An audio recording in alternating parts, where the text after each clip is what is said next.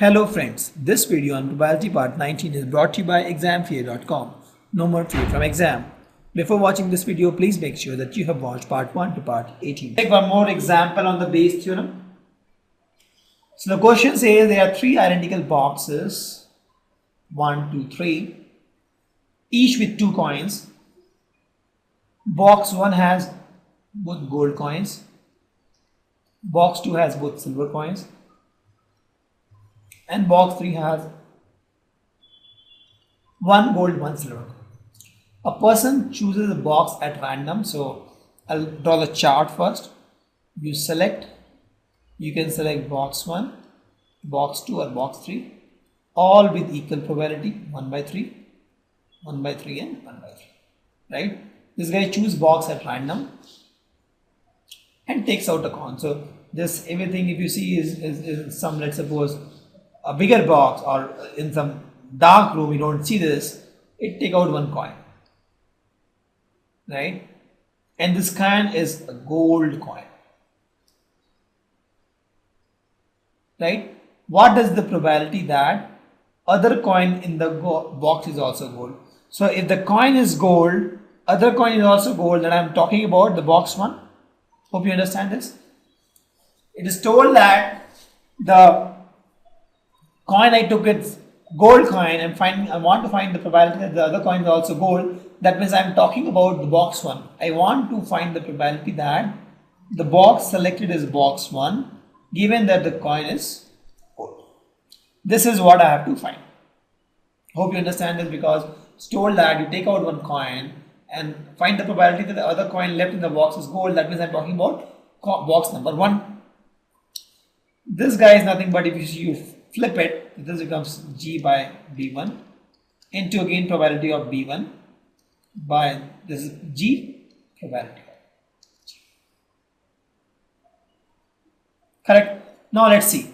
If you select box 1, probability of gold is 1 because you have both golds. If you select box 2, probability of gold is 0 because there is all silver. If you select box 3, probability of selecting gold is 1 by 2. Why I am doing only for gold? Because I am looking only for gold. So I can do for silver also, but I am not interested. I need only gold, so I wrote this part. So this part now is probability of gold selected B1. So B1 is selected. Now this is my benchmark. Probability of gold now will be 1. Right? Conditional probability of gold selecting B1. I am doing using that graph thing. Since B1 is selected now, B1 is my benchmark. Probability of gold now is 1. And now probability of B1, probability of selecting B1 is 1 by 3. 1 by 3 divided by probability of selecting gold. You can select gold using 3 paths, right? One path is this, one path is this, and one path is this. You select the first path, so either is 1 by 3 into 1, because here you get 1 probability. Second path is 1 by 3 into 0, plus 1 by 3 into 0. Third path is 1 by 3 into 1 by 2. Right, 1 by 3 into 1 by 2, because there is a 50% probability that it will be gold coin because there are 2 coins. So if you solve this, you get 2 by 3, and that is my answer. Very simple. Probability that you got the gold from box 1 was 2 by 3. Easy only, not difficult. This part is, you have to understand that you have to first topple this. B1G becomes G1 GB1 into probability of B1 by probability of G. So let's take one more example now. So the question says a laboratory blood test is 99% effective in detecting a certain disease when it is there. So if it is there 99% times, it will find the disease. However, the test also yields a positive result for 0.5% of the healthy person tested, right? If 0.1% of the population actually has disease, what does the probability that the person has a disease given that his test result is positive? So let's first draw the graph. So a person can be healthy, a person can HY, or the person can be patient. Right? Whether the person is having a disease. If the person is having a disease, 99% time it is effective. That means 99% it will give you a correct result, right? 1% it will give you a incorrect result.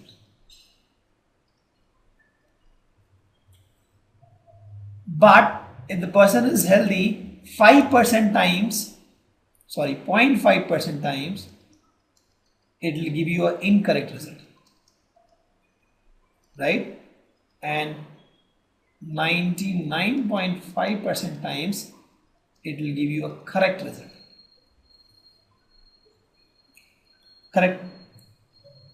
If 0.1% of the population is actually having disease, so patient is 0.1% and this healthy is 99.9%. That means this is my whole population. In this 99.9% is healthy people and 0.1% people are patient, right? So on this patient, if you take this test, then 99% you get correct result, only 1% time you get incorrect result. But on healthy people, if you take this test, 0.5% times you get incorrect result and 99.5% time you get correct result, right? Now I have to find the probability that the person has a disease. So now this guy is probability that the person has a disease, given that the test is, result is positive, right? Result positive, R positive. So in this case, let's find this. If this guy is healthy and you are getting an incorrect result, that means I am talking about positive result. Result is positive. See, if guy is healthy and you are giving incorrect result, that means the result is guy is correct, guy is healthy, but you are giving an incorrect result, you are saying guy is positive. Guy is healthy, you are getting positive result, that means the result is negative. Result is positive means result says that person has disease. Please note this. When you say result is positive, that means result says that person has disease. So 5%, 0.5% time on healthy person also it says that it has disease, right? On patient, 99% time it's correct. Since the guy, the patient, this guy, the actual is having a disease, so this guy is positive and this guy is negative.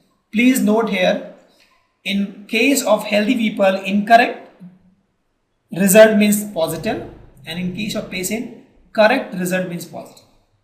Hope you understand this, right?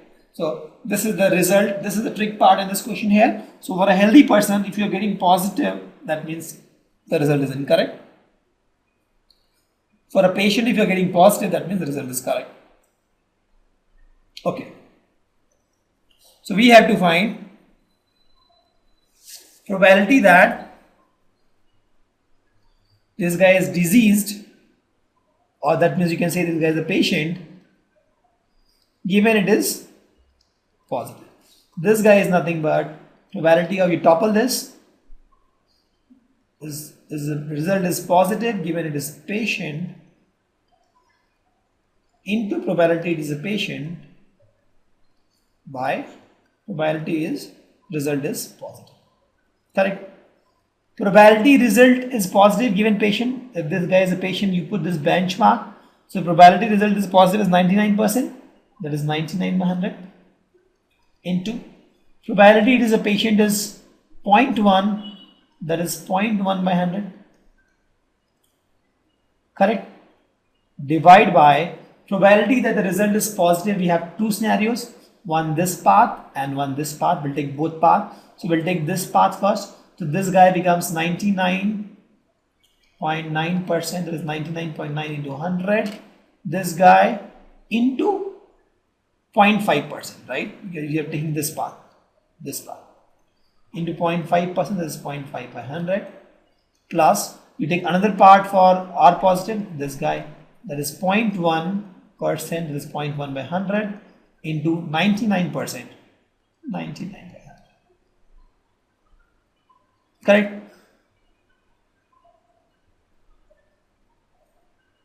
So if you solve this, what you get is, I'll write here, 22 by 133, and that is my answer. That is the probability that the person is patient when the result is positive. Okay, correct? So it is not even 1/5. If you see, not even 20%. So it's almost 20%. If the result is positive, then 20% chance are that you are patient. You may not be patient. But is this true generally? Generally, if you see, this is a very high percent, 20%. That means if only 20% of the chance the test is giving correct result, who will trust the test? But the catch here is, generally on healthy person, we don't go for test. We go for test only in unhealthy person, right? So that is the catch here. So in this example, assume that everybody went for the test, healthy and unhealthy person. So if you see how we got this, so we have this healthy people 99.9%, patient 0.1%. On healthy people, you get 99.5% chance negative result. But on 0.5% you get positive result. For patient, 99% time you get positive result and 1% time you get R negative. We'll take one more example of a factory which manufactures bolts, machines. This is a factory which manufactures this kind of bolts. Machine A, B and C manufactures respectively 25, 30 and 40% of the bolts. So there are three machines, A, B and C. Like this machine A, B and C. So this guy is 25%, this guy is 35% and C is 40% of the bolt. Of their output, 5, 4 and 2% are defective. So this guy is 5% defective, this guy is 4% and this guy is 2% defective. The bolt, so let's draw this now diagram. This guy is A factory, machine B, machine C, right? So this guy gives 25%, this guy gives 35% and this guy gives 40%. Out of these, 5% are defective, out of this 4% are defective, and out of these 2% are defective. This is what the question is saying. There are non-defective also, which I am not writing, but these are defective ones. Right? Non-defective I am not writing, so let's put this blank here. So a bolt is drawn at random from the product and found to be defective.